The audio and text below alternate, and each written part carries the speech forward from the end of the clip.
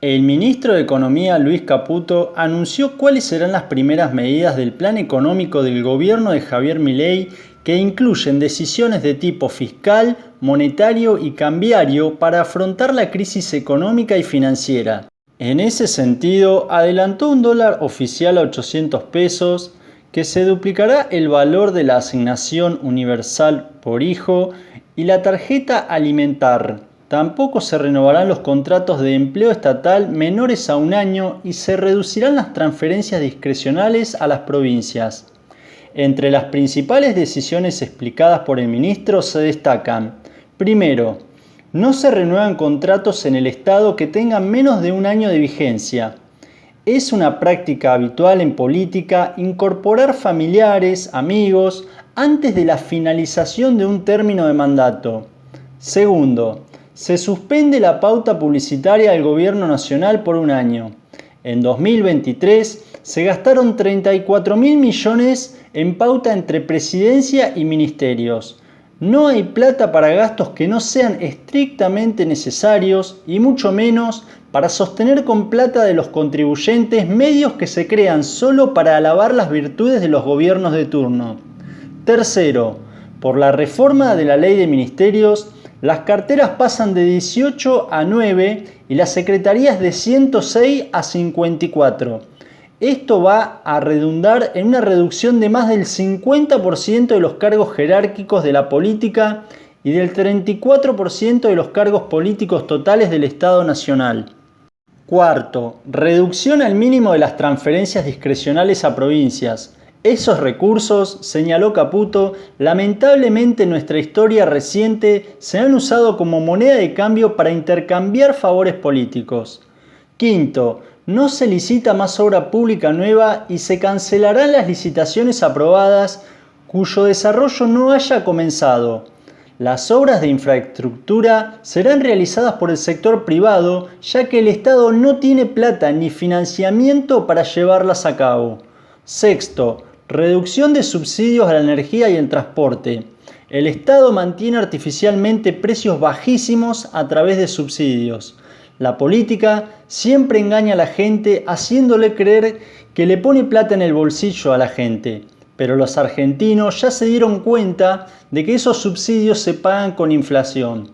Lo que se regala en el boleto se paga en el supermercado. Séptimo, se mantienen los planes potenciar trabajo, pero sin actualización, en base al presupuesto de 2023. Vamos a fortalecer las políticas sociales que son recibidas directamente por quienes la necesitan, sin intermediarios, como la asignación universal por hijo y la tarjeta alimentar. Octavo, tipo de cambio oficial a 800 pesos y aumento del impuesto país. Vamos a sincerar el tipo de cambio oficial que va a pasar a 800 pesos para que los sectores productivos tengan los incentivos adecuados para que aumenten su producción. Estarán acompañados por un aumento provisorio del impuesto país a las importaciones y a las exportaciones no agropecuarias. Así, dijo Caputo, se beneficia a los exportadores con un mejor precio y equiparamos la carga fiscal para todos los sectores y dejamos de discriminar al sector agropecuario.